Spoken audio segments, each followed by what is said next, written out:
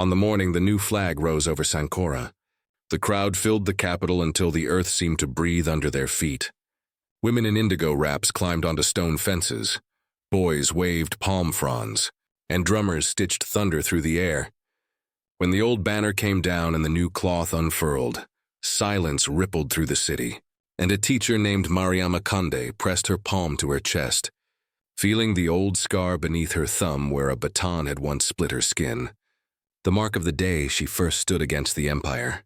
In 1948, when the rains were late and the British officer's car left a trail of dust through Bantama village, Mariama taught in a clay schoolhouse where the roof ticked when the sun stepped out, writing courage on a blackboard pocked like the night sky, and teaching children to spell it with their shoulders. Her husband Ismail, a carpenter, warned her words could cut like knives, but she smiled and said words could also unlock doors. When police came to collect the new head tax and a boy laughed, the constable struck him. Mariama stepped between them, and the blow found her hand, opening both her skin and her resolve. She began a circle of readers under the mango tree, teaching farmers, market women, and fishermen to read pamphlets smuggled from the coast, where ex-servicemen had been shot for marching for pay, and the voice on the radio said, "If we cannot speak, we will sing." Market queens Afia and Abina joined her, hiding petitions in baskets of okra, rolling letters into head wraps, and writing dates in chalk on doorbacks. Under their quiet labor, the movement grew. When Mr. Fairchild, the district officer, came to question her, she told him gently, "Then let us do nothing to each other that requires hatred." And when his baton tapped the school floorboards under which Ismail had hidden forbidden books, the wood answered like history. By 1953, Mariama's lessons had rippled into rebellion. The Congress called for a day of silence, and the government answered with arrests. At the River Osei Bridge, fog hung low as villagers sat in defiance, singing old hymns until batons fell.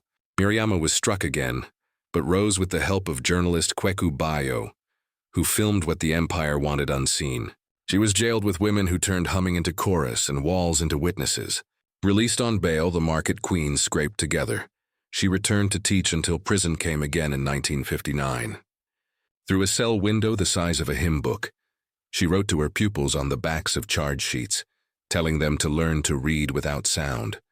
For someday they'd have to read truth from a man's face. When freedom finally came, and the flag of Sankora climbed the pole, the new prime minister thanked the unknown martyrs, the mothers, the carpenters, and the market queens. Freedom tasted like palm wine, sweet, dizzying, and short. Mariama, back in Bantama, rebuilt her school, trained new teachers, and wrote a simple reader in English and Sankoran for children who wanted both. But by 1964, freedom had grown cautious. Newspapers whispered, police batons returned with new emblems, and when Mariama spoke at the teachers' hall saying, "Freedom is not a day, it is a daily bread and we must bake it ourselves," officers took note. They came at midnight, polite and inevitable, to remind her that victory had its etiquette.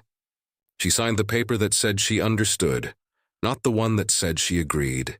By 1969, Sankora's governments rose and fell like tides, and Mariama, older now, turned her school into a clinic when measles swept the region.